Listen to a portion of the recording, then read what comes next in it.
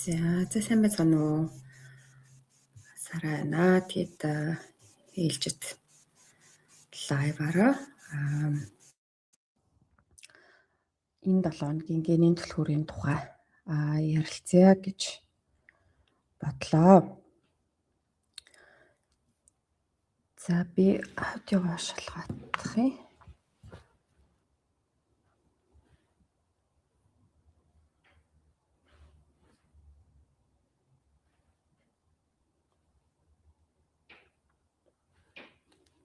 За тийм маань ажиллаж байгаа юм шиг үү те.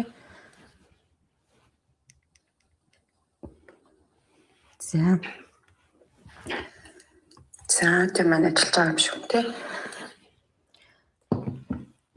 За энэ 7 хоногийн ерөнхийдөө генийн түлхүүртэй холбоотой сүүлийн үед хүмүүс илүү сонирхож байгаа. Тэгээд яг одоохондоо хэвлэгдсэн номнууд маань ерөнхийдөө хүмүүсийн гар дээр очиод болчихсон байгаа учраас яг хангалттай ном жоохон холтцсон муутай байгааг ойлгож байгаа. Гэхдээ аль хэдийн номоо авсан бүтээл авсан хүмүүстэй бас зориулаад 7 хоногийнхоо түлхүүрийн контентыг бас хий гэж бодлоо. Тэгээд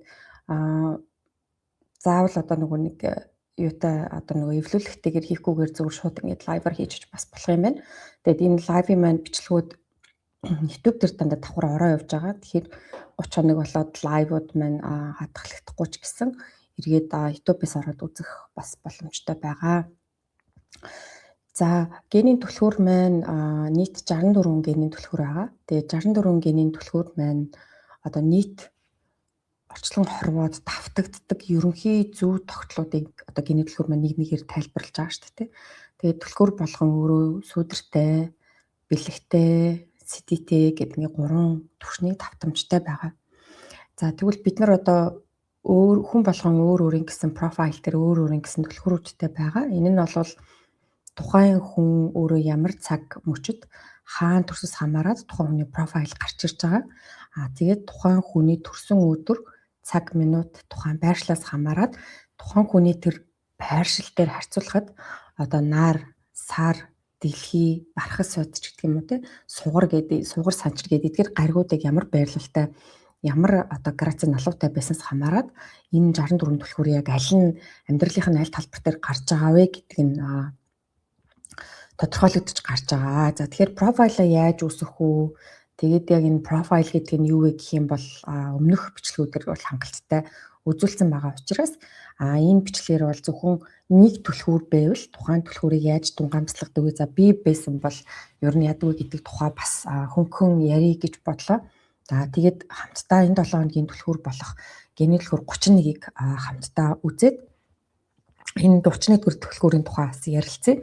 Яг гэвэл генийн түлхүүр маань зөвхөн одоо бид нар өөрсдөө таньж мэдээ зогсохгүй ерөнхий давтамж, ерөнхий одоо хорвоогийн зүй тогтлыг бас таних зорилттой.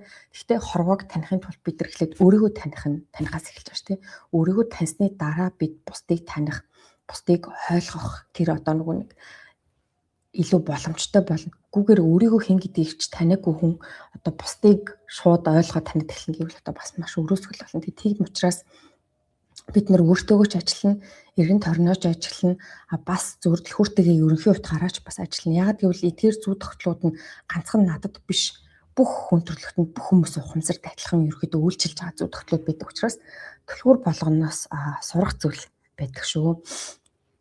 За 7 хоногийн түлхүүр гэдэг нь яадаг вэ гэхээр жилийнхаа 365 хоногоо 64 хуваахаар нэг түлхүүр нэг 5.5-аас 6.5 хоногт нэг түлхүүр өнгөрч байгаа. Буюу ойрын 5 6 хоногт төрсэн хүмүүсийн амьдралын ажил гэдэг тойрогдоор нь энэ генийн түлхүүр 31 байгаа гэсэн. Тэгэхээр таны төрсөн өдөр одоо энэ 7 хоногт болж байгаа бол таны амьдралын ажил тойрогдоор чинь 31 дахь генийн түлхүүр байгаа гэсэн. За энэ бол одоо дэлхий болон нарны барьшлаас хамаарч энэ түлхүүр өөрөө тогтоогдож байгаа. За тэгэхээр яг одоо зурхай дээр бид нар одоо хулган жил, хулган сар одоо юу гэдгийг нэг бас өхрийн орд, загсны орд ч гэдэг юм уу тэрэн шиг яг одоо генийн түлхүүрийн өнцгөр бол линзер бол 31 дахь генийн түлхүүр тохиож байгаа буюу тухайн түлхүүрийг эрчим биднэрт илүү төлхөө үйлчилж байгаа гэсэн. Тэгэхээр хэрвээ таны профайл дээр энэ түлхүүр байдаггүй ч гэсэн одоо энэ 7 хоногт энэ түлхүүртэй холбоотой эрчмүүд түлхүү одоо үйлчилж байгаа учраас танд бас бидэнд бас нөлөөтэй л гэсэн санаа байгаамаа. За гинийн түлхүүр 31-ийн гарчгийг би харуулъя. За тэгээд гарчгийг харуулад энэ гарчиг тайлбарыг ерөнхийдөө яаж одоо хөрвүүлж байгаа вэ гэдгийг бас тодорхой хэмжээнд ойлгоход илүү амар болох байхаа.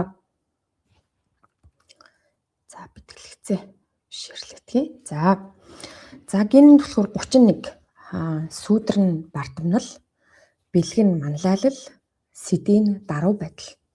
За тэгэхээр та номоо авсан, профайлаа татаад авсан. Тэгээд үүний дараагийн шат нь бол одоо хамгийн түрүүнд өөрийнхөө амьдралын ажил буюу профайлынхаа хамгийн дээдлийн одоо ногоон торгоос эхлээд явна гэсэн.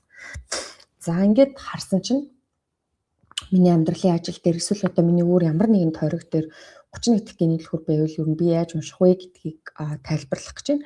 Бас энэ 7 хоногт ингээд 31 дэх гинийн түлхүүр тохиож байгаа учраас бид нар бас юм суралцах завшаа олдож байна. За 31 дэх гинийн түлхүүрийн гарчиг нь бол үннээ зөрөөд тулхна. За сүүдэр нь бардамнал гэжсэн тий, бэлэг нь манлайлал, сэдийн даруй байдал. Өөрөөр хэлбэл энэ бардамналын одоо сүүдрийг манлайллынхаа бэлгийг ашиглан даруй байдал болгон хувиргах одоо ийм манлайлт байх юм. Буюу бардамналаас даруй байдал руу хэрхэн хувирдаг вэ гэдэг үйл явцыг одоо энэ түлхүүр бидэрт ойлгуулж байгаа бахнэ. За түлхүүр болгон физиолог гэдэг гарчигтай байгаа. За физиолог нь бол тухайн одоо бие махбодтой холбоотой бие махбодын одоо ихэвчлэн энэ физиолог дээр одоо дотоод шүүрлийн системүүд илүү байдаг. Яг л бидний дотоод шүүрлийн системүүд өнөөдөр бидний давтамж ямар байгаас хамаарч одоо ямар шүүрэл боловсруулах вэ гэдг нь ер нь шийдэгддэг гэсэн. Тэгэхээр гинийн түлхүүр давтамж гэж аягүй ярьдаг. Тэгээ зөвхөн гинийн түлхүүрч гэлтгүү одоо маш олон одоо мундаг багш нар юунууд бол одоо давтамжийн тухай, эерэг байх тухай, зөв зүйлийг бодох тухай, зөв зүйлийг ярих тухай ярьдаг тийм. Тэгвэл энэ бүхний цаана юу байгаа юм бэ гэвэл давтамж гэдэг зүйл үйлчилж байгаа. За энэ давтамж гэдэг нь өндөр дээд буюу илүү хайр нэгүсэл рүү дүүх тусмаа бидний нэг дээд давтамж гэж хэлж байгаа. За уур, хорсол, атаархал одоо юу байдгийг те одоо тэр мэдрэмжүүд давтамжууд бол мэдээж илүү сөрөг, уунэг, уйтгар, ганцаардал те харуусал энэ бүхэн бол мэдээж одоо илүү нам дор давтамж. Бид нар сөрөг гэж ярьдаг. Гэхдээ энэ бол илүү нам дор давтамж. Бид нар нам дор давтамж руу орох бүртээ илүү материаллог буюу илүү ийм одоо чичиргээ физикийн чичиргээгээр ярих юм бол одоо илүү одоо даарсан, бээрсэн байдалтай болоо. Тэгэхээр даарж бээрхээр атомууд мэдээж хөдөлгөөн нь удаашрч байгаа тийм үү. Тэгэхээр нам дор давтамж гэдэг нь ийм утгатай. Өндөр давтамж байх тусмаа илүү жин масс багтай, илүү хөөрсөн хөдөлгөөн ихтэй ийм жингүүдлийн төлөвүүд рүү орж байгаа. Ийм учраас одоо тэр сайхан мэдрэмжтэй байхад одоо дурлсан үед, сайхан зүйлийг ботсон үед бид нар яг ийм би нэг л цаанаасаа хөнгөрөөд сэтгэл хөнгөрнө гэж ярьдаг. Би хөнгөрнө, нүүр шингэрнэ энэ төр гэж ярьдгийн цаана мэдээж энэ бүхэн байгаа. Тэгэхээр одоо бид нар өөрсдөө ямар давтамжид байна? Нэгдүгээр бид нар өөрсдөө ямар давтамжтай бас орчинд байна гэдгээс хамаарат бидний орчин биднэрт нөлөөлж байгаа. Нөгөөтэйгүр бидний дотоод мэдрэмж, дотоод төлөв байдал биднэрт нөлөөлж байгаа. Бас бидний дотоод мэдрэмж, дотоод төлөв байдал эргэн тойрны хүмүүст нөлөөлж байгаа тийм. Маш их одоо гунигтай, уйтгартай, гомдлсон хүн хажууд байхаар ингээд дагаад ундаг штэ тий ер нь тий. Гэтэл маш их одоо аз жаргалтай, баяссан, инээсэн орчинд байхаар бид нар дагаад хөнгөрж идэг тий. Дагаад янз бүрийн бодол хэрэгэлцээнүүд өөрөөс сарнж идэг. Тэгэхээр давтамж гэдгийн цаана ийм зүйл байгаа. За тэгэхээр сүүдэр нь тэгэхээр энэ өөрөө давтамжууд өөрсдөө биднэрт эргээд бие физиолог дээр яаж нөлөөлж байгаа вэ гэхээр зэрэг энэ янз бүрийн амин хүчлийн ялгаргалтуудад нөлөөлж байгаа. Гунигтай, харуусалтай, хорсолтой тэр давтамжтай байхад мэдээж биеийн эд эсүүд давхар зовчдөг. Бид нар өөрөө л одоо тий өөрийгөө биенээсээ тариндаа тусгаар юм шиг энэ бол сэтгэл өвдөж индэг сэтгэл бие хоёрыг тустаа юм ч юм уу гэж боддог. Үгүй таны сэтгэл өвдөхөд бие чинь давхар өвдөж л гэдэг. Яг сэтгэл гэдэг чинь өөрөө бас сэтгэл гэдэг дотор чинь өөрөө бидний бие махбод давхар хорцсон явж байгаа тий. Сэтгэл гэдэг нь биеэс тусдаа нэг юм одоо тий зүйл байгаад, оюун ухаан гэдэг нь тусдаа нэг зүйл байгаад, бие гэдэг нь нэг тусдаа нэг зүйл байгаад, сүнс гэдэг нь тусдаа нэг зүйл байгаад байгаа биш. Мэдээж хувааж ойлгож болно. Гэхдээ харилцсан нэгнтэйгээ арга барилдаж шүтэлцэж харилцсан хамааралд оршиж байгаа тийм. За тэгэхээр ийм учраас энэ генийн түлхүүр болгон энэ физиологтой амин хүчлэлтэй холбогддог байх нэ. Тэгэхээр энэ одоо зөвхөн яг энгийн биш л дээ. Гэхдээ зөвхөн маш энгийнээр хэлэх юм бол 31 дэх генийн түлхүүртэй хүн эсвэл та хит их бид нар бардам сэтгэлтэй байх юм бол бидний хоолой, бидний бамбар булчирхайн үйл ажиллагаа нөлөөлдөг байх нь л гэдээ ойлгочих болно. За тэгвэл бардамнал гэж яг юу юм бэ гэдэг тухай үргэлжлүүлээд ярилцъя. За хослох цагиран 41 дэх генийн түлхүүр амин хүчлэн тиреозын кодон нь буцах замгүйн цагирах гэж байна. За энэ хэсгийг болвол заавал дэлгэрүүлээд яхав. Тэгэхээр үргэлжлүүлээ. За бардамнал гэж юу юм бэ гэсэн чинь 31 дэх сүүдрийн гарч ирэх болохоор дэлхийг бүрхсэн аалзны тор гинэ.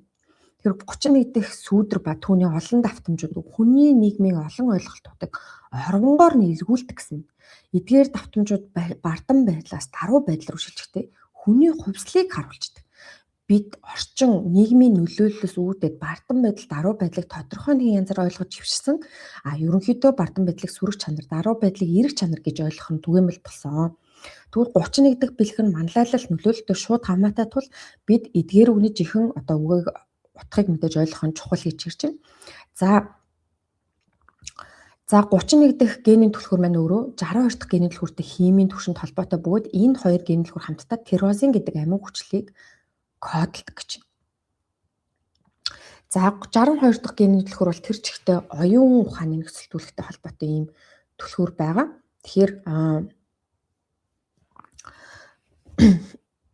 Тэгэхээр 62 дахь генийн түлхүүрийн сүүдэр нь орчин тойрны ойлгохын тулд үг хэллийг ашигладаг ийм оюуны чадвар гэж. За тэгэхээр ерөнхийдөө 31 дэх түлхүүр 62 дахь генийн түлхүүр хоёулаа үг хэл яриатай маш ойр байдаг. За тэгэхээр түрүү хоолойтой холбоотой гэсэн шүү дээ. Хоолойтой холбоотой. За тэгэхээр энэ сүүдэр идэвхжсэн үед бага наснаас хэл яриа үг хэлний ертөнцид оруулж нейро хэл шинжилгээний оюуны зураглаар бодит байдлыг танд бүртгэе гэж байна. За модыг харахад мод гэдэг үг автоматар оюун санаанд орж ирдэг нь 62 дахь сүдрээс болтгоо гэж. За энийг ингээд жоохон тайлбарлая. За тэгэхээр 31 дэх генийн түлхүүртэй хүн энэ дэлхийг бүрхсэн аалзны тор гэдэг нэртэй байгааз. Тэгэхээр 31 дэх генийн түлхүүртэй хүн хорвоо ертөнцийг ийм үгийн сүлжээгээр хардаг. Буюу 31 дэх генийн түлхүүрийн сүүдэртэй 31 дэх генийн түлхүүртэй хүнд үг нь өөрөө утга санаанаас илүү чухал гэдэг. Тэгэхээр хүмүүс заримдаа муудалцахаараа нэг үгэн дээр тоглолоо гэж цухалцдаг шүү дээ. Үгэн дээр тоглолоо чи үгэн дээр тоглолт хийлээ. Энэ бол зүгээр л үг би андуураад хэлсэн ч юм уу тий. Тэгвэл 31 дэх генийн түлхүүртэй хүнд үг өөрөө бүх зүйл байдаг.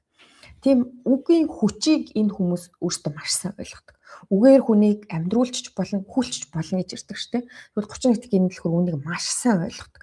Тэр маш гармгаа үгийг зэвсэг болгож ашиглах чадамжтай хүмүүс байдаг. За тэгээд өөрсдийнх нь оюун ухаан ч гэсэн үгтэй маш их холбоотой, бодол нь үгтэйгээ маш холбоотой байдаг гэсэн. За тэгэхээр энийг дахиад үргэлжлүүлээд тайлбарлахад маш энгийнээр л 31 дэх генийн түлхүүртэй хүмүүс ерөнхийдөө хэл усандаа маш сайн биж болно гэсэн. За муухагаар хэлбэл хэлмэд боломгооч гэдэг юм уу энгийн маш энгийн л болгож ярьж байгаа шүү дээ тийм. Яг гэвэл бодох сэтгэх чадвар нь илүү үгэн гинжин дэлхийгээр холбогддог. Хүмүүсийн сэтгэх суралцах чадварууд янз бүр байдаг. Зарим хүмүүсийн илүү дүрс байдаг. Тэгээ бодол нь илүү дүрсээр илэрдэг. Тэгэхээр энэ хүмүүсийн хувьд дүрслэл гэхээсээ илүү үгээр бодлууд нь холбогддог гэсэн. Тэр үгээр бодлууд нь холбогддог учраас үгэн дээр ач холбогддог. Үгийн цаад утга санааг маш их анхаарч үздэг. Амнаас унгаж байгаа үг бүрээ өөр давхар шүүж явдаг гэсэн. За ялангуяа 62 дахь генийн түлхүүртэй бол шүүгч нь маш хүчтэй ажилладаг. Энэ хүмүүс янз бүрийн нэг хууль эрх зүйн процесс маргах мэтгэх зүйл төр бол ялагдчихгүй байдаг 62 дахь генийн түлхүүртэй хүмүүс. За тэгвэл 31 дахь генийн түлхүүртэй хүмүүс болохоор зүгээр үгийн дүрслэлийг ашиглахдаа маш сайн байдаг.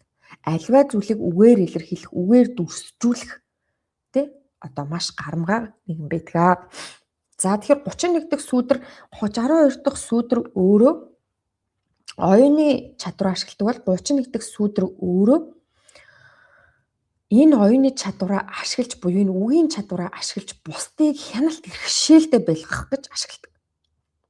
Буюу үгийн хүчээр хүмүүсийг гэрхшээх гэж манипуляц хийх гэж ярьдаг шүү дээ. Манипуляц хийх газлайт хийх гэж сүлийн үед хүүхдүүд ярьдаг болсон тийм.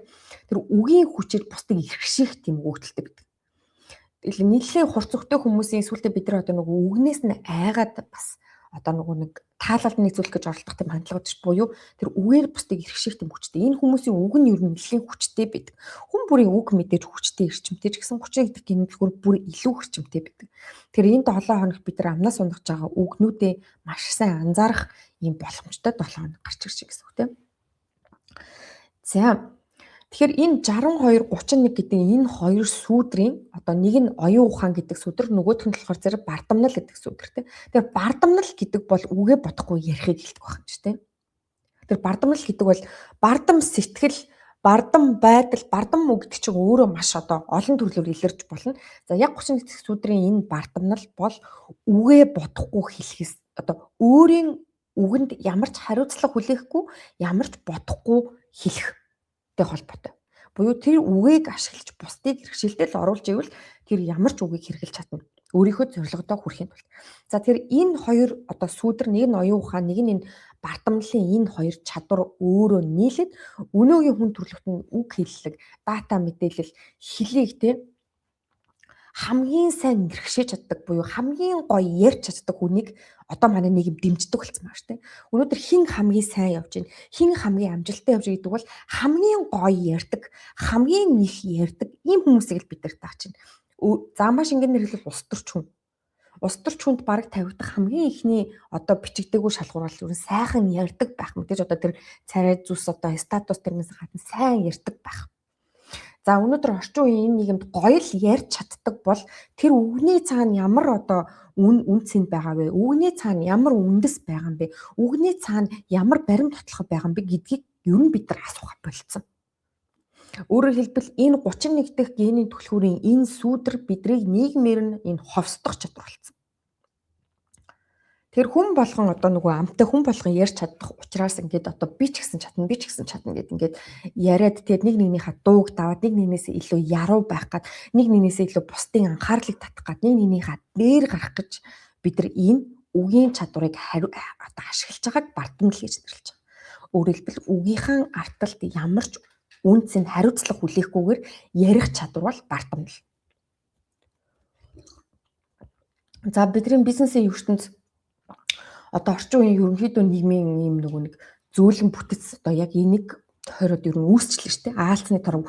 Дэлхийд төрсэн аалцны тор англиар World Wide Web гэдэг чинь одоо www шүү дээ. Интернет өөрөө тэр чигтээ үгийн ертөнц байна тий. За одоо ChatGPT, Claude энэ бүхэн өөрөө бидний интернетэд бичигдсэн дата одоо зохион байгуулалттай болон зохион байгуулалтууд дата өгөгдлүүдийг боловсруулад өөрөө энэ хиймэл ухаан гэдэг зүйл хүртэл ажиллаж байгаа. Тэгэхээр бид нар ямар их энэ зүйлээс хараатай вэ гэдгийг одоо үүнээс одоо энэ илхэн одоо мэдэгдэж байна. За тэгэхээр уг нь бол манлайлал гэдэг дээр бид нар альфа чанар гэж ярьдаг. Альфа чанар гэдэг бол өөрөө төрөлхийн одоо бусдыг удирдах, бусдыг чиглүүлэх өгөгдөлтэй хүмүүс байдаг. Гэвч энэ цаг үед бид нар энэ альфа буюу төрөлхийн хүн удирдах өгөгдөлтэй хүмүүсээ биш хамгийн сайхан ярьдгуудаа сонгож ийн гэдэг санааг бол түрүүн хэлсэн. Тэр хамгийн аюултай зүйл нь энэ бардамнал өөрөө ёс зүйтэйч байна уу, ёс зүйгүйч байна уу? Бусдыг удирдах гэсэн л тэр одоо чин хүсэл зорилго төр тулгуурладаг. Тэр хэлийг өнөөдөр удирдлага манлайлал түлхүүрэх гол одоо хэрэгсэл болгосон. Тэгэхээр энэ сүүдэр өөрөө хүмүүсийг сохлох чадамжтай. Буюу үгийн хүчээр хүмүүсийг сохлох, үгийн хүчээр бусдыг ховсдох энэ чадамжийн тухай ярьж байгаа гэсэн үг. Буюу одоо маш ингээнээр хэлэхэд чихэн дээр цэцэг ургуулах чадамж гэсэн үг шүү дээ. За тэгэхээр жинхэнэ бардам байдал гэдэг өөрөө хаанаас эхэлдэм бэ гэдэг асуултыг сүүдэр асууж байна. Тэгэхээр жинхэнэ бардам байдал бол өөрөө бид нар бурхныхаа их усүрээс салхаас эхэлдэм ба гэж хэлсэн байна. За бурхны их усүрээс сална гэж юу гэсэн үг юм бэ буюу бид нар өөрсдийнхөө бурхан чанар гэгэн чанараасаа холдсон үед жинхэнэ бардамнал эхэлдэг гэж. Тэгэхээр гэгэн чанар их усүрээс холбогдсон гэдэг нь энгийнээр бол одоо гэрэл гэгээтэй байха болсон гэхээс илүү энгийнээр бол ямар ч хариуцлагагүй болсон л гэсэн. Үгийн артлын үнцэн, артлын мөн чанар, огт чанараас бид нар тусгаарлагдсан. Үг зүгээр л үг болсон учраас одоо энийг ингэж бардамнал боллоо гэж хэлж байна.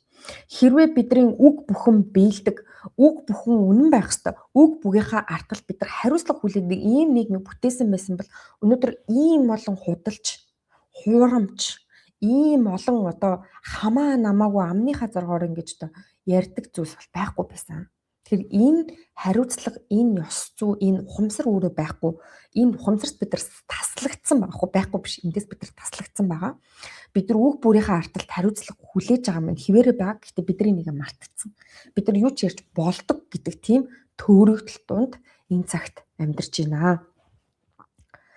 За тэгэхээр одоо энэ нүдэнд үзэгдэх энэ орчин үеийн амьдрал өөрөө хид хідэн тэрбум үгсээс бүрдэх одоо энэ оюун санааны бүтээслэгдсэн ертөнц болсон гэж. Тэгэхээр энэ дэлхийг бүрхсэн энэ үгийн сүлжээнд бид нар хавханд орсон байна.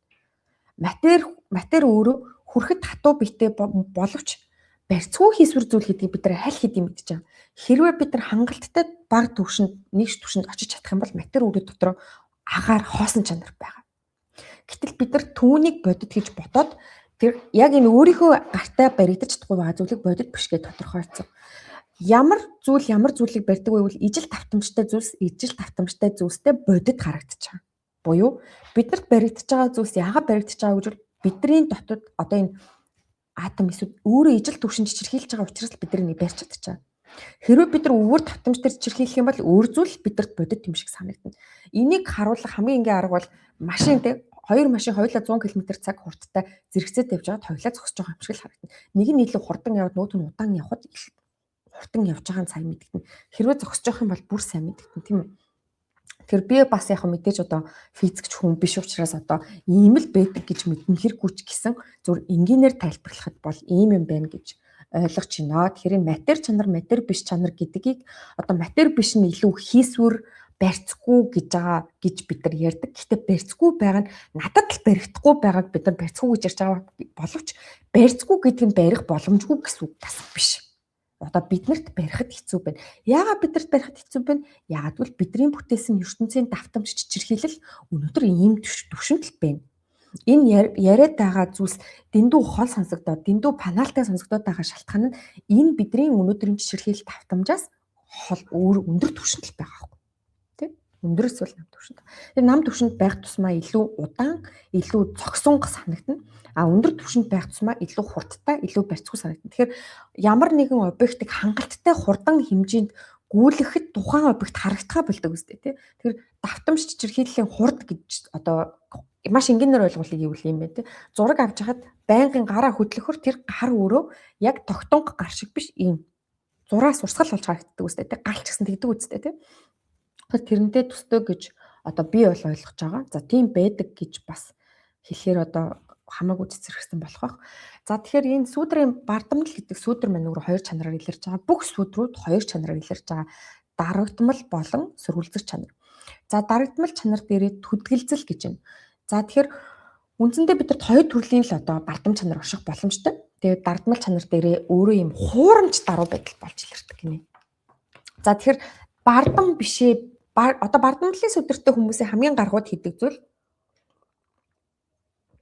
бардамлаа нуудаг. За бардамлалыг нуух хамгийн энгийн арга бол ямар нэгэн зүйлээс тэнд хойш суух. Өөрөөр хэлбэл тэр хүн би эндээс ийм юм хийх хүн биш гэдэг өнцгөр хойш сууж байгаа гэсэн. Гэхдээ түүнийгээ гадаад байдалтай илэрхийлэхтэй болохоор зэрэг зүгээр би зүгээр хэрэггүй яах юм гэдэг юм уу те иймэрхүү байдлаар хойш суудаг.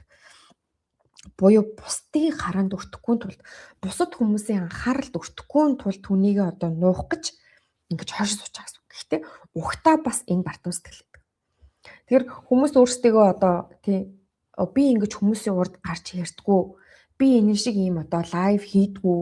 Би бол ингэж зураг мурга постлдгүү гэж бид нар маш ярьдаг штеп. Яг бас цаана ухаад үсгээр дотроо бол зүгээр хүнд муугаа үзүүлэхгүй л гэсэн бодол байдаг тийм. Яг нэг тийм одоо даруудаа биш. Ер нь бол өөрийгөө бусдад үзүүл бусдад шалгахаас л айсан айдас байдаг. За тэгэхээр нийгэм өөрөө энэ даруй байдлыг алтаршуулан багтдаг. Гэхдээ энэ даруй байдлын цаана зүгээр л хурамч айдас байдаг. Тэгэхээр хоёр талтай байх нь шүү дээ. Тэгэхээр даруй байна гэдэг чинь дуугаа байна гэсэн үг биш. Тийм. Дуугаа байгаа болгон одоо нөгөө санал нийлж байгаа дэмжиж байгаа биш байдаг. Үүний цаана зүгээр л айдас байдаг. За сөргөлзөх чанар нь басамжлал. За бардам чанарын Сурвалжлах чанар нь айцаас илүү уур хилэнгээс угтаа бөгөөд ихэрхүү басамжлалаар илэрхийлдэг гинэ. Тэр дотгошоогоо илэрж байгаа дарагдмал чанар нь болохоор ингэж хойш суудаг төдгөлзөл байдаг бол гадагшаага басамжлал илэрдэг. Тэр энэ бол бидний нөгөө классик гэдэг бидний олон танигдсан бардамнал буюу бусдыг доош их.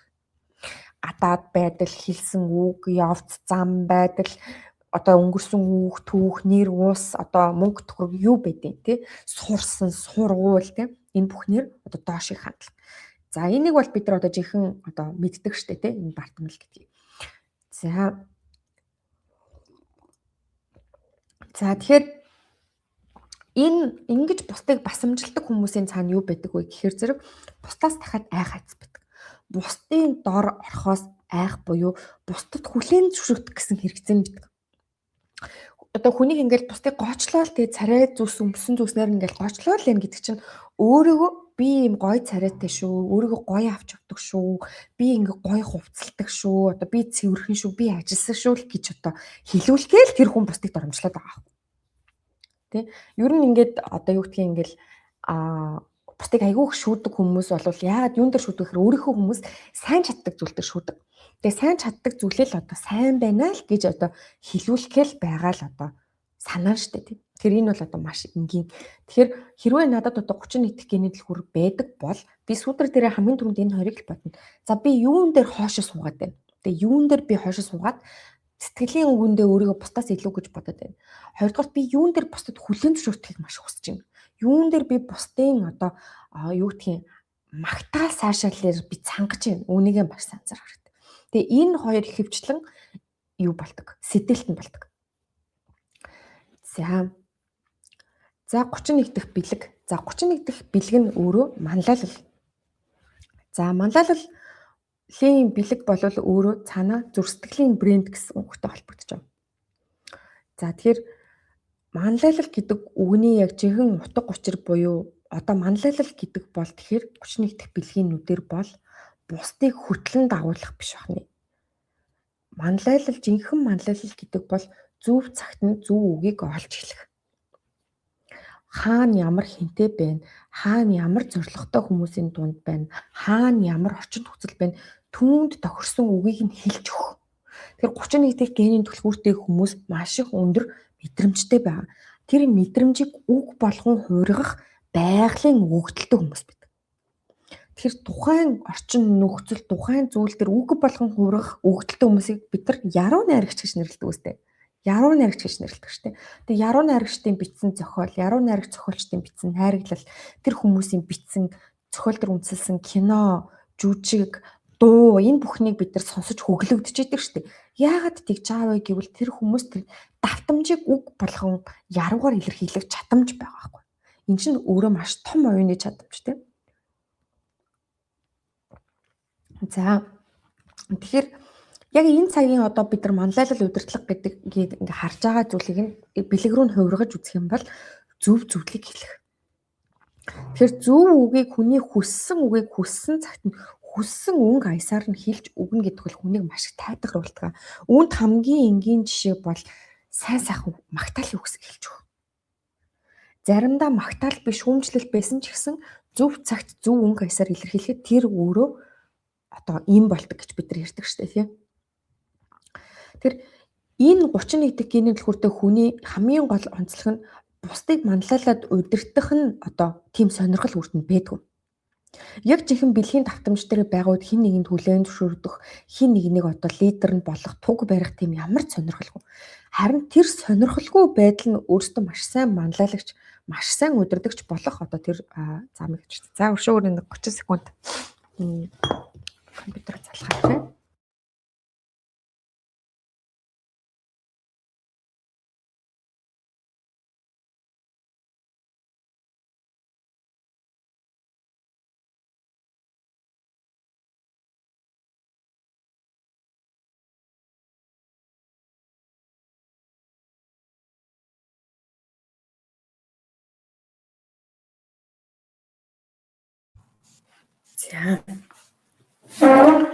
За энэ болохоор тэгэхээр 31 дэх генийн дэлгүүрийн бэлхэн байх нэ. За ахаад төшөө үргэлжлүүлээ тийм. За тэгвэл одоо асуулт гарч ирж штэ тий. бэлэг сүүдэр хоёрын хооронд одоо яаж шилждэм болоо тий? Шилжилт нь яаж өрнөдөө? Би одоо бэлгийн давтамж дээр байгаа мó, сүүдрийн давтамж дээр байгаа мó гэдгийг яаж ялах вэ гэж. За тэгвэл энэ хоёр сүүдэр бэлэг хоёрын гол ялгаа нь гэвэл бэлэг өөрийнхөө номлодог зүйлстэй итгэдэггүй. Буюу ямар нэгэн одоо тийм санаа зориггүйгээр ярьдаг гэсэн үг. За жишээлбэл одоо маш энгийн жишээг авъя л да тий. Яг одоо энэ одоо лайв хийхэд надад ямар нэгэн санаа зориг алга тий. Яг ядаж би тэгж бодож чинь санаа зориг бас байх л да. Цаанаа бол санаа зориггүй байдал гэдэг чинь одоо жихэн одоо нөгөө гээрсэн үйлдэл шүү дээ тий. Бид нар сэтгэл ямар нэгэн зүйлийг санаа зориггүй хийж гин гэж ярьдаг боловч үргэлж ухамсаргүйгээр санаа зориг тэгж л байдаг. Яг л бид нар өөрсдийн гэсэн хувийн аж сонирхолтой учраас хийж байгаа зүйл болгоно маань тэр хувийн аж сонирхол маань шингэжид. Гэхдээ яг бэлгийн давтамж дээр байгаа үед нөгөө юмыг сэтгэлээсээ хийн гэдэг ойлголтоор сэтгэлээсээ хийн гэдэг нь өөрөө ямар нэгэн зүйлийг бодлохгүйгээр ямар нэгэн ашиг тусыг харалгүйгээр хийх хэлж байгаа. Тэгэхээр 31 дахь бэлэг өөрөө ярьж байгаа зүйлстэй итгэдэггүй, ярьж байгаа зүйлстэй барьц автахгүй гэсэн. Буюу 31 дахь генийн түлхүүрийн бэлгийн гол өгөгдөл нь ярьж байгаа юмнаас хамааралгүй байж чаддаг. Буюу тэр ярьж байгаа зүйлээ ярихын тулд л одоо ярьж өгдөг гэсэн. Буюу цагаан хоолой болж өгдөг гэсэн. Тэгэхээр цагдаагийн байгууллагын жишээлбэл одоо би PR ажилтан байлаа гэхэд цагдаагийн байгууллагыг төлөөлж ярьж байгаа болохоос биш би хувийнхаа үзэл бодлыг ярихгүй шүү дээ тийм. Ер нь байгууллагын PR ажилтан гэдэг чинь хувийн үнцэг биш тэр тухайн байгууллага гэдэг зүйлийг төлөвлөж байгаа. Яг тэрнтэй адилхан 31 дахь генийн түлхүүрийн бэлэг маш сайн ажиллаж байгаа үедээ өөрийгөө биш ерөнхий нийтийн давтамжийг төлөвлөж ирж байдаг. За тэгэхээр маш энгийнээр хэлэх юм бол одоо сошиал дээр хүмүүсийн постлж байгаа, лайв хийж байгаа, ярьж байгаа юм бол манай нийгмийн тусгалаа л гэсэн үг. Одоо ямар хүмүүс байна тийм өдөртөг сонгогдно гэж ярьж байгаа шиг тийм байна л гэсэн. Өнөөдөр таны фидийг харсан чинь хүчирхийлэл ихтэй, хараалын үг ихтэй, басамжлалт, доромжлол ихтэй, гомдол ихтэй байвал энэ манай нийгмийн ерөнхий байгаа температур юм байна л гэсэн. Тэгээд бас яагаад ийм контент хамгийн их явж ийн гэхээр өдөр сайн сайхан зүйлсийг ийм эрэг юм ярьсан контентуудыг үндэ хинч үзэхгүй байна. Эндээс хангалттай хэмжээний reaction, engagement авахгүй байгаа учраас хүмүүс хамгийн хүний анхаарлыг хурдан хугацаанд татаж болох үс анхаарлыг нь удаан тогтоох боломжтой зүйлсийг сонгож ярьж байгаа. За тэдгээр зүйлс нь өнөөдөр ийм сөрөг зүйлс байна. Яагаад энэ сөрөг зүйлс байна гэхээр тэр хүмүүсийн нийтийн одоо бид нар нэг аквариумд байгаа загас байлаа гэвэл бидний аквариумны тэр усны температур, усны цэвэр тунгалаг байдал ямар тийм түвшинд байгаа учраас бидний news feed тийм байдалтай л ирж байна гэсэн. За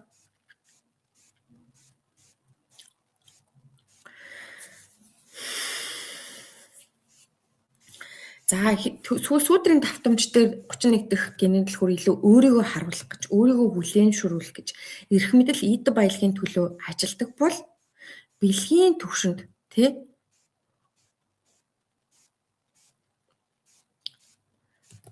бэлгийн төвшөнд одоо манлайллын байр суурь дээр авчдаг. Гэтэ хамгийн гол нь өөрөө манлайлал болох ч тийм одоо сонирхолгүй тэр үед тий. Тэгэхээр 31 дахь генийн түлхүүр маш сайн ажиллаж байгаа үедээ энэ хүмүүсийн оюун ухаан, уурэг тарих сэтгэлгээ, нийгмийг бүрхсэн тэр аалзны торноос чөлөөлж чаддаг. Үгийн хүчээр биднэрт бусдыг чөлөөлөх хүч байна. Дэлхийн түүхэнд үгийн хичээр бусдыг чөлөөлсөн зөндөө тохиолдол байдаг те. Хамгийн алдартай баг хүн бүрийн мэддэг нь I have a dream буюу надад мөрөөдөл бий. Тэ. Мартин Лютер Кинг надад мөрөөдөл бий те. Нэг өдөр одоо те хар цагаан хоёр хүүхэд хөтөлцөөд ингээд гатаа гараг тоглоно те. Хамтдаа суугаад хоол идээд ингэж болдог энэ ертөнцийг би үзнэ гэсэн мөрөөдөл бий гэж хэлсэн. Тэр хүн одоо өөрөө бол тэр үгийг л хэлсэн тийм үү? Мэдээж тэр үгийг хэлхийн тулд тэр үгний цаана маш их хүнд амьдралуудыг туулсан ч гэсэн нийтийн ухамсарын түвшин тэр хүний гаргасан түгжээ бол тэр зүйл. Гэхдээ ганцаараа Мартин Лютер Кинг тэр үгийг хэлэл нийгэм өөрчлөгдсөн биш. Нийгэм өөрөө өөрчлөгдөх цаг нь болцсон байсан. Харин тэр хамгийн сүүлийн тэр өөрчлөлтийн хамгийн сүүлийн том давалгааг эхлүүлэх тэр одоо гогцоог тэр хувьсгалж хүн хийсэн байгаа. Тэгэхээр энэ дуу хоолой болсон, энэ хувьсгалж болсон энэ үгс бидэрт маш чухал. Энэ тунхаглалууд маш чухал. Тэгэхээр ганцхан 31 дэх генийн түлхүүртэй гэлэхгүй бид нар энэ амнаасаа гаргах үгээрээ нийтийн ухамсар, нийт хүмүүсийн сэтгэлгээг төгссөн байгаа үгнүүдийг хэлэх юм уу? Эсвэл тэр түгжиг мултлах тайлга үгсийг хэлэх юм уу гэдэг сонголт бидний хүн нэг бүрт байгаа. Өөрт байгаа платформ, өөрт байгаа дуу хоолойгоо ашиглаад ямар зүйлийг тунхаглах юм бэ гэдэг сонголтыг бид нар хүн нэг бүр хийж байгаа. Гэвч харамсалтай нь өнөөдөр бид нар өөрсдийнхөө орон зайд дуу хоолойгоо илэрхийлж ирэхгүй болсон байна. Маш олон одоо нөлөөлөгч хүмүүстэй яг гой ингээл өөрийнхөө гарч ирэл байжгууд хангалттай тооны хэмжээнд хүлээн зөвшөөрөгдөд эхлэнгүүт за чи одоо ийм нөлөөлөгч юм чинь чи ийм алдартай юм чинь ийм юм ярих хэвээр тийм юм ярих хэвээр гэлэлдэг. Тэр хүн хизээч анх өвөө намайг алдартай болгоход өгөөч гэж гуугаагүй шүү дээ тий. Тэр хүн зүгээр өөрийнхөө байсан нь олон хүмүүс таалагдаад алдартай болсон. Тэр энэ өөрөө тэр сүдрийн давтамж ямар ажиллаж байгааг харуулж байгаа. Бид нар хүмүүсийг гаргаж ирээд газарч ирсэн хүмүүсээ хамтдаа цовдлж алж байгаа. Тэгэхээр энэ дээр одоо маш их одоо итгэвчл бол байгаа.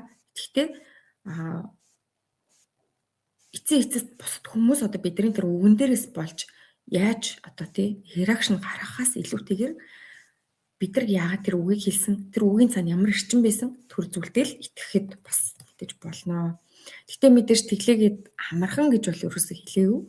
Гэхдээ аль болох одоо тий одоо өөрийн бодож байгаа зүйл чинь зөв, сайн, нийтийн төлөө гэж бодвол тэдгэр үгсийг бас хэлдэг байх нь чухлаа.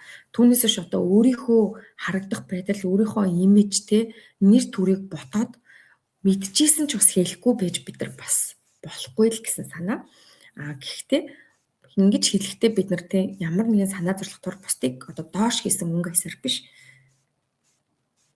Яг тэр бусдын гогцоог тайлах тэр нийтэд хэрэгтэй үгсийг хэлж өгөх нь чухал байх нэ. За тэгэхээр энэ 31 дахь бэлэг өөрөө тэр чигтээ хүмүүсийн энэ оюун санаанаас бүтсэн энэ нейро хэл шинжилгээний хонголоос нь хүмүүсийг чөлөөлж гаргах зорилготой гэж. Хонголоос чөлөөлөх гэж тийм. Тэгэхээр энэхүү хонголог 31 дахь бэлгээс өөр хин ч илүү сайн ойлгодоггүй. За 62 дахь гинэлхөр бол өөрөө онч мэрэгэн байдал буюу ян там байдал тийм. Тэр энэ химийн холбоосоор дамжуулан бусдын програмаас гаргах тэр үгсийг 31 дахь гинэлхөр мэддэг буюу дахин програмчлах тэр үгсийг 31 дахь гинэлхөр мэдээд хэлж өгдөг байх нэ.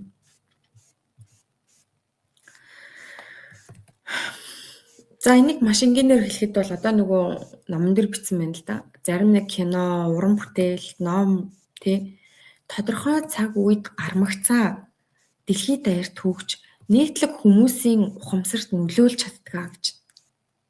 Яг ийм бүтээлүүд гардаг шүү дээ. Одоо нийтийн ухамсарыг ингэж өөр төвшөнд шилжүүлсэн ийм бүтээлүүд гардаг. Энэ 31 дахь генийн түлхүүр ид шид нь бол ийм л байгаамаа. За 31 дахь бэлэг нь өөрөө хослох програм хүлээлтийн 41 дахь бэлгийн хамт аян зөнгөөрөө ирээдүрөөр чиглэж идэг. Үргэлж бие тухамсрын хамгийн сүүлийн үеийн шинэлэг байдлыг илэрхийлж идэг гэж. Тэгэхээр 31 дахь бэлгийн нууц нь түүний брэндийн нууцад оршноо. Ийм хүмүүс дуу хөгжим, урлаг, шинжлэх ухаан, уран зохиол эсвэл хүний цэвэр хоолой нь ердөө үгээс чанд орших жинхэнэ утга учир нэвтрэлтийг дамжуулах хэрэгсэл гэдгийг зөнгөөрөө мэдэрдэг гэж. За тэгэхээр хэлэх гээд байгаа санаа нь хэлж байгаа үгэндээ биш. Тэр үгийн цаана байгаа жинхэнэ утга учирыг дамжуулах та байгаа гэдгийг 31 гинэлхүүртэй хүмүүс мэддэг. Тэгэхээр хэлж байгаа зүйлдээ цаад санааг чухалчилдаг болохоос үгэнд нь бас чухалчилдгүй гэсэн үг ерөнхийдөө. Тэгэхээр одоо дуу хөгжим бидний мэдрэмжийг хамгийн сайн илэрхийлдэг штеп. Тэгтээ дууных нь үгийг бид нар анзаардаг. Энэ л ичэд нь энэ л. Буюу тэр үгэн дээр нь дөрүүлж тэр үгэн дээр нь бодолд автах биш. Тэр хэлгээд байгаа санааг мэдрүүлж чаддаараа үг өөрөө хүчтэй тийм. За тэгэхээр энэ нэг үгээр бид нар зөв цагт хэлж байгаа тэр зөв үгээр тэр төвчийг тайлах үгээр бид нар хүмүүсийг гээрүүлж чадна. Өөрсдөө бас бид нар гин байж чадна тийм. За гээрүүлнэ гэдэг нь хүнийг өөрийн гэсэн толгойтой ухамсартай ухаантай болгох тухай л ярьж байгаа шүү дээ. Түүнээс ямар нэгэн тийм унтаа тийм хагас мансуулын төлөвт оруулах гэдэг юм ерөөсөө биш. эрүүл сэтгэдэг, тарих толгоогоо ажилуулж чаддаг, бодсон сэтгэсэн зүйлээ 5 үг холбоод хэлэх чадамжийг хэлж байгаа. За тэгэхээр бид нар өнөөдөр гайхалтай 90 руу урагшилж шинэ цаг ирж гэн те шинэ цаг ирж гэн гэж яриад бас удаж байна.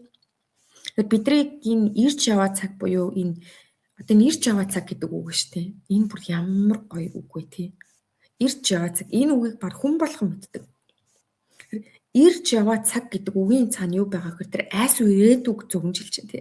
Яагаад ч юм бэ ирж яваа цаг гэдэг үгийг сонсохоор ирж яваа зүйл нь сайн сайхан зүйл юм шиг бид нар санагддаг. Уг нь бол сайхан зүйл ирж байна, муухай зүйл ирж байгааг юусэн хэлээгүй зүгээр л ирж яваа цаг гэдэг үг байна.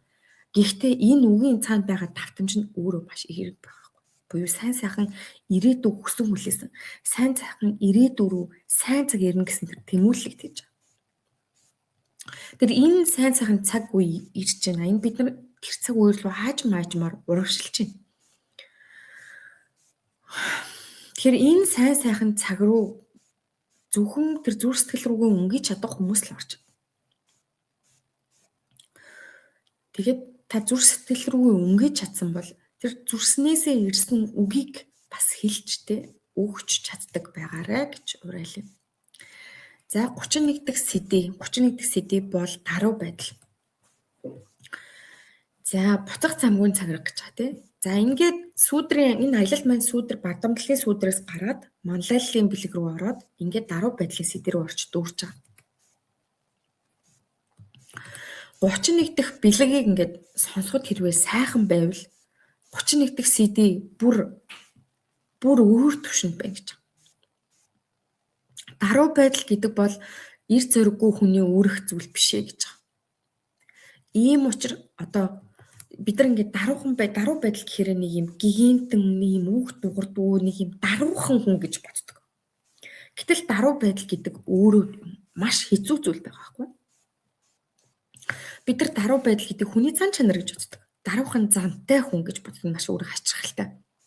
Тэгвэл даруй байдал гэдэг маань өөрөө гаднаа даруухан жимбгэр байхтай хамааралгүй байх нэ. Одоо генийн дэлгүүрийн сэдвийн үндсгүүр.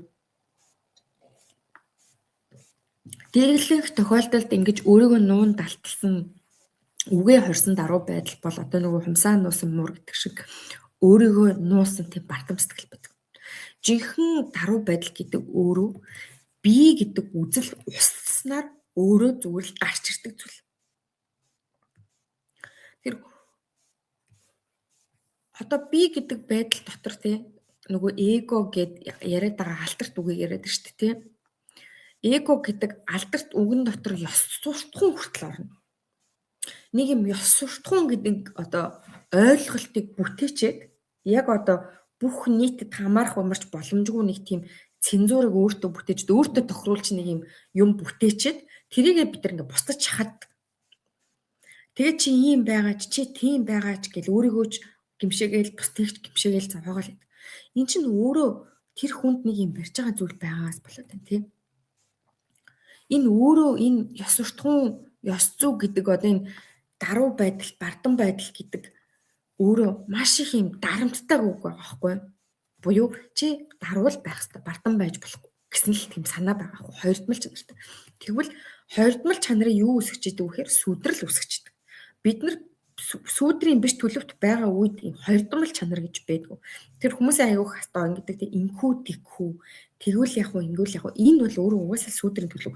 Ийм асуулттай байгаа төвшинс хүн угаасаа зөв шийдвэр гаргаж чадахгүй.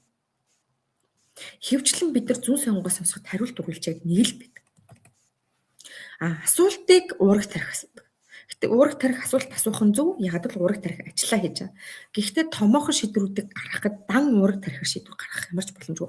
Уурах тарих бидэрт бүх хувилбаруудыг гаргаж өгөөд хувилбаруудыг жинглээд хувилбаруудыг тайлбарлаад гаргаад ирдэг. Эцсийн бүлэгт шийдвэрийг гаргах хүн нь бид нар өөрсдөө түүнээс бид зүгээр тэр тархиныхаа гаргаж ирсэн тэгштэглийг харчаад энэ л юм бин гэж явах юм бол дутуу шийдвэр болно. Зөв шийдвэр болж болно. Гэхдээ дутуу шийдвэр болно тийм. За бардам байдал гэдэг бол нэг талдаа өөрөө арга буюу эр архетип, даруй байдал гэдэг бол ийм буюу бэлэг архетип чанар төлөвлөж байна тийм. За тэгэхээр энэ өөрөө эрэгтэй эмэгтэй хоёр хүн гэхээсээ илүүтэйгээр энэ орчлон хорвоогийн зүрх нь хоёр туйлд чанар ярьж байгаа. Арга бэлэг хосолсон энэ тийм байдлыг ярьж хоёр талыг ярьж байгаа. Тэр бүх эрчим энерги өөрөө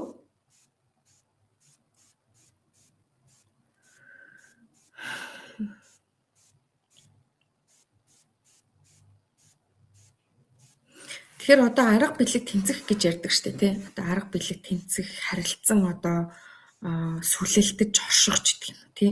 Тэгэхээр нэг нь одоо эрчим, нэг нь матери хоёрыг төлөөлж байгаа байхгүй. Тэгэхээр энэ хоёр зүйл өөрөө харилцан тэнцвэртэй оршиж гэмээн одоо ороо тэнцвэрт оршно. Буюу сэдвийн түвшинд үндсэндээ бардам сэтгэлийг дарах гэж хичээхэ болно гэсэн үг. Яг л өөрөөр оршно.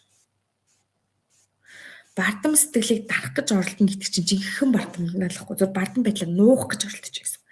Тэгэхээр юу ч нуухай болоод юу ч хазаарлахаа болоод бүх зүйлийг яг байгаагаар нь л байлгахыг хэлж байгаа. Жинхэнэ даруй байдал гэжлээ. Буюу үнэхээр миний байгаа байдал өнөөдөр бардам харагдчихвэл тэрийг ч окей гэж үзчих гэсэн.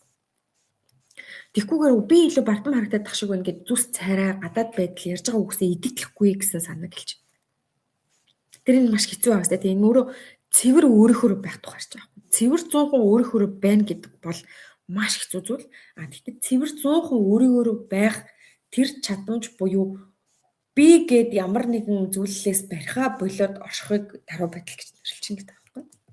Тэр энэ бас ийм арай өөр байгаад тэр бид нар одоо тэр төсөөллүүдийг гэсэн тавьж явуулаад яг одоо байгаа нь миний төсөөллийн одоо тий даруй байдал яг эсрэг байдалтай байсан ч тэрүүгээр орших тэр чадамж.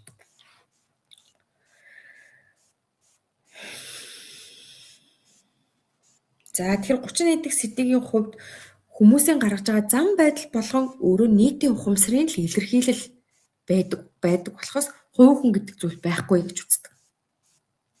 Тэгэхээр хин нэгний гаргаж байгаа үйлдэл хэлсэн үг зам байдалд ямар нэгэн хүч өгдөггүй одоо тийм реакц оршихгүйгээр зүгээр л байлгадаг гэсэн үг. Бардам байдал гэхээр ингэж байлгахгүйгээр гадаг. За жишээлбэл одоо ус хүрхрээ юм тий. Ус өөрөө урсчил байна. Хүрхрээ өөрөө урсчил байна. Хүрхрээ хичнээн үзэсгэлэнтэй боловч тий өндөр том хүрхрийн зөвхөн унах юм бол бэртэж гимтэж болно. Усанд нь живж болно тийм үү? Аюултай байж болно. Гэхдээ хүрхрээ өөрөө хүрхрээ л ахгүй тий. Хүрхрээг өөрөөр нь л урсгана гэсэн.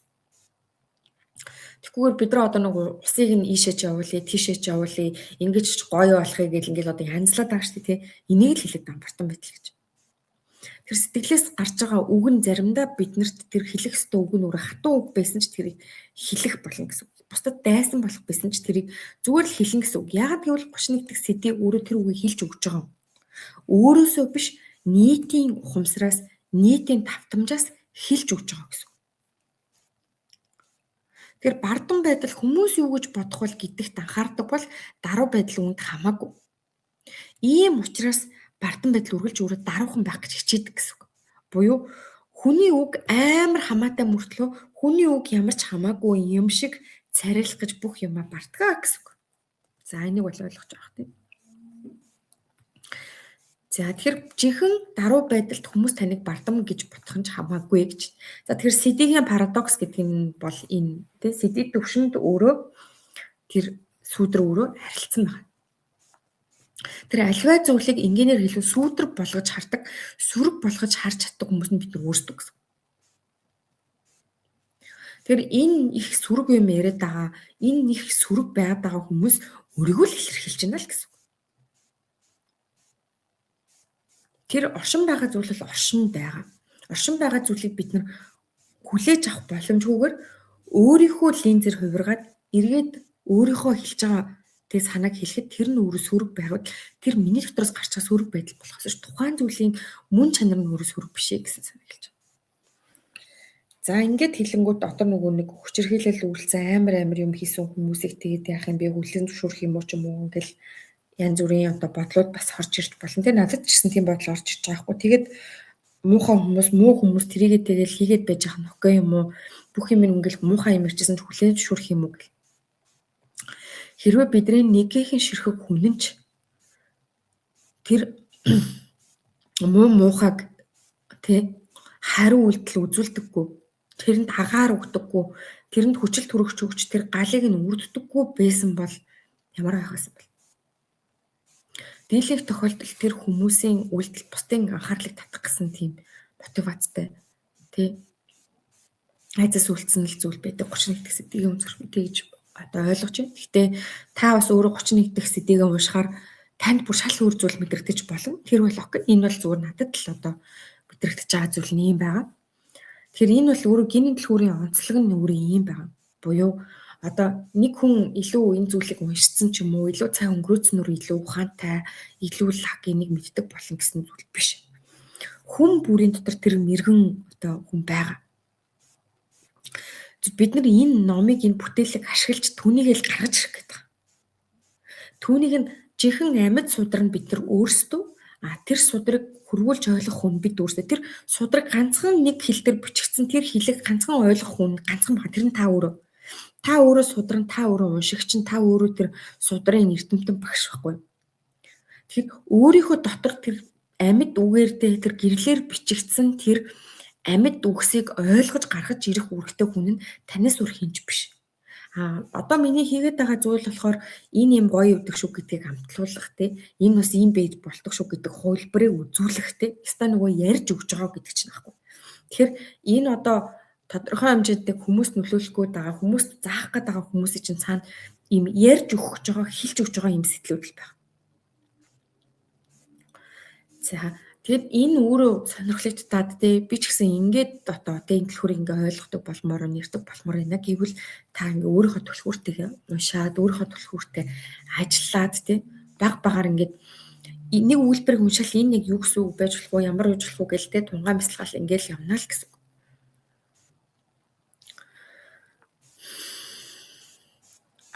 За тэгэхээр 31 дэх сэдвийн үнэхээр даруухан учир өөрийн гэсэн зорилгоч байхгүй гэж.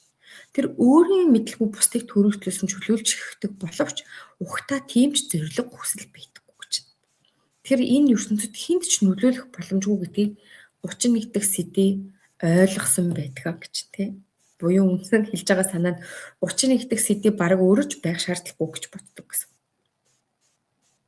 Тэр ийм одоо бараг утгагүй төлөврөө нэг бодлоо юм бараг утгагүй тий.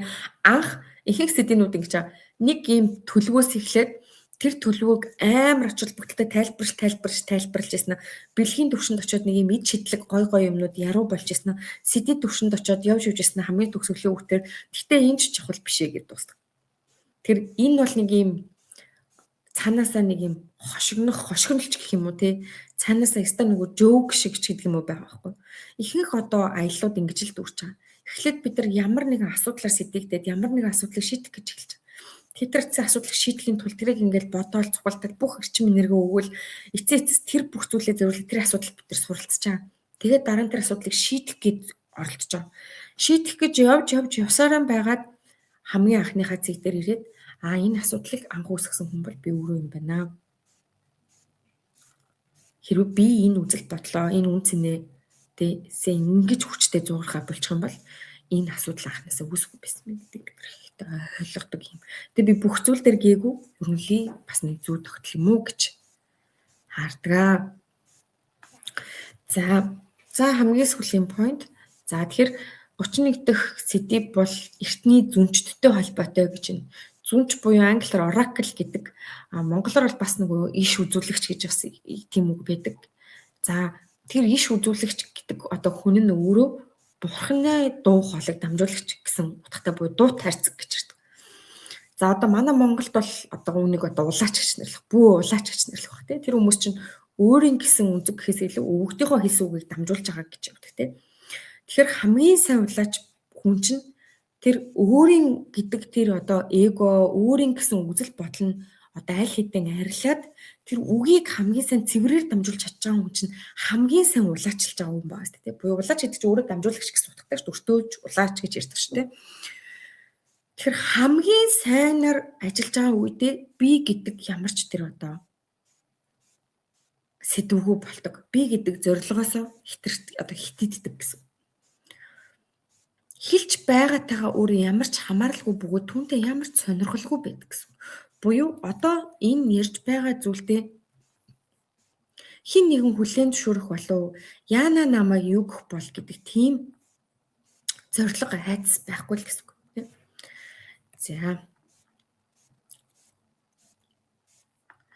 За өөрөөр хэлбэл би гэж ярих үедээ тэр нь би өөрөө биш бурхан байдаг гэж. Одоо бурханы үгийг маш сайн дамжуулаад тахаараа сүулдэ өөрөө нэг мэтгэд баг өөрөө байхаа болоо зөвхөн бурхан ярьж байгаа юм шиг болдог гэж. Синемад буюу цэвэр дамжуулалт болно л гэсэн үг. За энийг би зүгээр маш энгийн байдлаар тайлбарлая л да. Би нөгөө англи хэлтэй тэгээд нөгөө ийм аман орчуулга хийдэг. Тэр нөгөө синхрон орчуулга хийдэг гэсэн. Тэгээд ерөнхийдөө бол ямар хүний үгийг орчуулахад хамгийн амархан байдаг вэ гэвэл ухаантай хүн. Ийм зөв зүйл ярьж байгаа, ухаалаг ярьж байгаа зүйлээ маш сайн ойлгож байгаа хүний яриаг орчуулах маш амархан байдаг. Тэр хүний юу яриад байгааг мэдэхгүй, ямар амьдрал туулж, ямар мундаг мэрэгжил мэдлэгтэйг мэдэхгүй ч гэсэн тийм мундаг хүмүүсийн яриа маш энгийн байдаг. Тэгэхээр мэрэгэн хүмүүсийн тийм мэрэгэн ухаантай би мэдлэгтэй биш, мэрэгэн ухаантай, мэдлэгтэй, боловсролтой, туршлагатай тийм хүмүүсийн яриаг орчуулах амархан байдаг. Яагаад амархан байдаг вэ? Яриа нь маш энгийн байдаг. Тэгэхээр ухаан ийм яриа өөрөө ийм хүн ойлгохдохын аргагүй, ийм комплекс болоод янз янзын мэрэгжлийн нэр том шиг юмнууд ингээл хэрэглэх тусмаа энэ бол хүн бартамнал байдаг. Буюу нөгөө ухаангүй бидлээ нуух гал лаглаг үгнүүд хэрэглээд байгаа юм. Хэрвээ хүмүүсийн яриаг ингээ сайн чагнаад байх юм бол хүн юмараа сайн мэрэгших тусмаа энгийн болдог.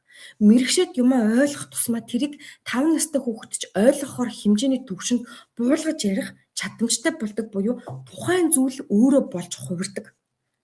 Тэгэд өөрөө тэр зүйлийг бүх эд эсээрээ мэдэрсэн 10, 20, 30 жил хийцэн хүмүүс маш их хэрэг мэдлэлтэйгээр юмнаас санаа зовхгүйгээр тэр зүйлийг маш жижиг зүйлээр буулгахад тайлбарлах юм чадамжтай болдог. Үнийг л одоо мэрэгэн ухаан гэж нэрлэдэг байгаа тийм.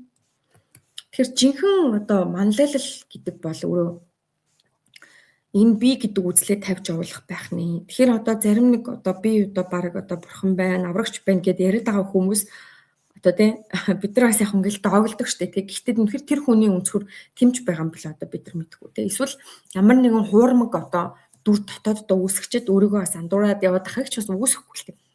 Гэхдээ тэрийг нь ойлгох ганцхан л зам байгаа. Тэр нь одоо бид нар бусдын дотор юу болж байгааг мэдэх ямар ч боломж байхгүй штэ. Яг нь ерөнхийдөө гадралж болно. Тэгэхээр түүнийг ийм зүйл яг байдгүй мүү гэдгийг одоо гагцаагүй мэдэх ганцхан зам байгаа нь бид нар өөрийнхөө л дотор.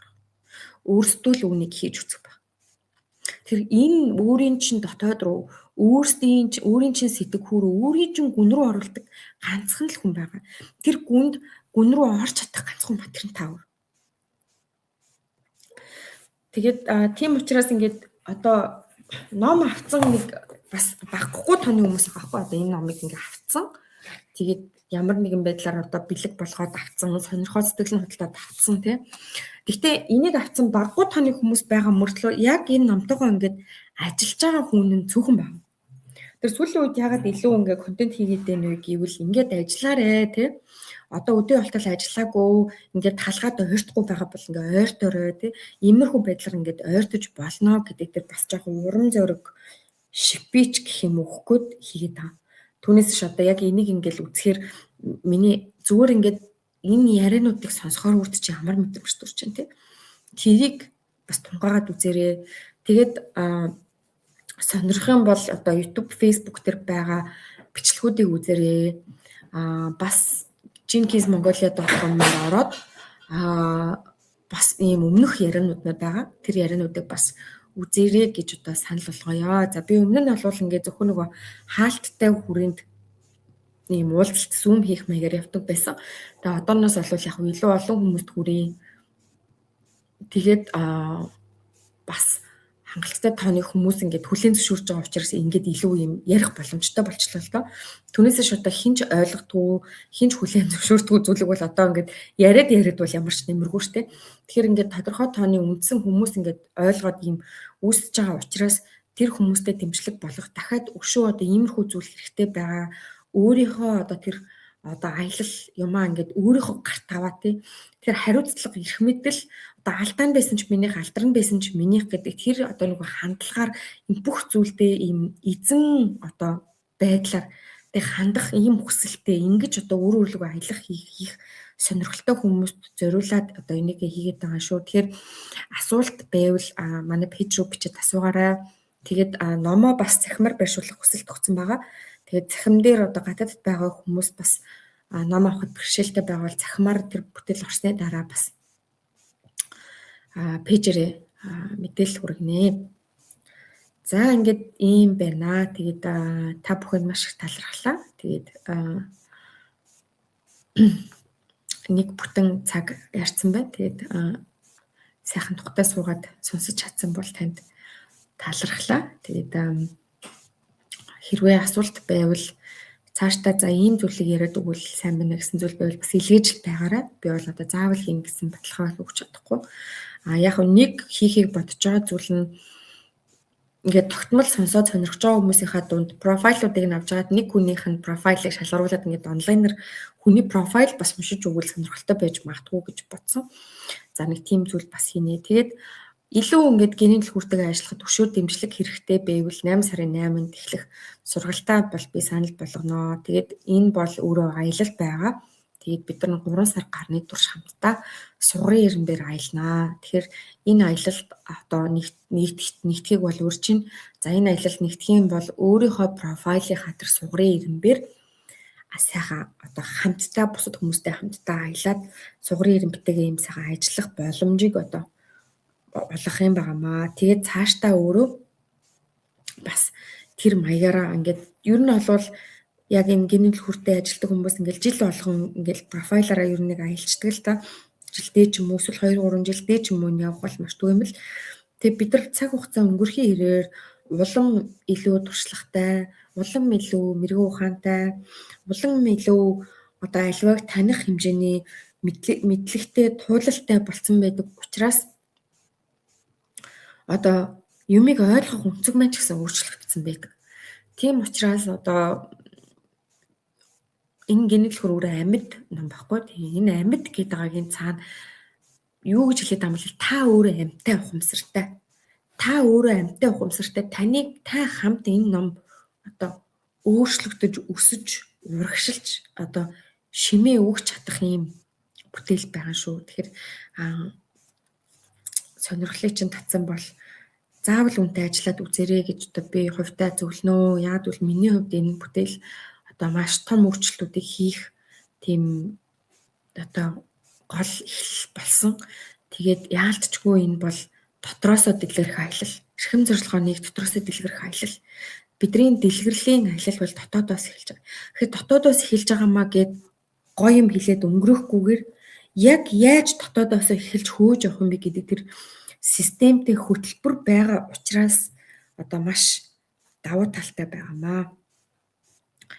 За талархлаа. Тэгээд би нэг хүмүүсийн профайлуудыг бөгнүүлэх пост бас хийхээ сонирхол татах юм бол тэгээд Facebook-ийнхаа дор хийж байгаа тэр дундаас нэг профайлыг сонгоод онлайнаар тэр профайлыг уншиж үзүүлэл бас сонирхолтой хаа гэж бодлоо. За тэгээд зүгээр шууд нөгөө нэг юун дээр явуулчихараа. За би пост хийгээд постныхын доор зураг оруулчихъя. Битээ пэйж рүү битээ чатаар явуулъя. За над руу пэйж рүү чатаар ингээд шууд профайлаа явуулаад уншаад үг гэдэг хүмүүс байдаг. Тэгээд тийм бол боломж надад бол байхгүй байгаа өршөөрөө. За бүгдээрэнд нь баярлалаа. Тэгээд амралтын өвөлцөн хэдэн цагаа сайхан өнгөрүүлээрэй. Тэгээд шинэ 7 хоногийнх нь ажил үйлсэнд амжилт хүсье. Тэгээд энэ 7 хоногт амьдралынхаа ямар талбартайгаар би илүү их даруй байдлыг өрн оруулж болох вэ? Юун дээр би айж бусдад хүлээн зөвшөөрөх гэж одоо хичээж байна вэ? Тэ? Юун дээр би өөрийнхөө байхаас айж байна вэ? Тэгэхээр бартамнал гэдэг бол өөрийнхөө байхаас айгаацлах юм шүү дээ. Эцэстээ өөрийнхөө байхаас айгаац. Байгалийнхаа натураараа байхаас айгаац. Хүрхрээ гол эсвэл одоо арслан бар муур өөрийнхөө байхаас ичээд өөрийгөө өөрөөр байлгадаггүй бидтэй ганцхан тэгж чадчих байгаа зүйл бид нар байгаа. Биднэрт нэг юм өөрийгөө одоо засдаг нэг юм засах гад айтайхан харуулах гад байгаа нэг тийм харагдах байдал дээр анхаардаг нэг тийм чанар байгаа. Тэр чанарыг л одоо таниад бид нар тавиад явуулчих юм бол өшөө илүү дараагийн түвшинд гарах боломж байна. Тэр чанарыг таниад тавьж явуулна гэдэг нь тэр чанараа хайна гэсэн үг биш. тэр шиг ашиглаад дараагийн түвшинд хувиргах тухай ярьж байгаа юм ба. Мэдээж учиртай болоод биднэрт энэ бусад зүйлсээс илүү ухамсартай ч юм шиг юм мэдрэмж байдаг шүү дээ. Тэгэхээр энэ учрын ард бүгдээрээ гарах болтугай. Тэгээд анхаарлаа хандуулсанд баярлалаа. Сайхан амраарай.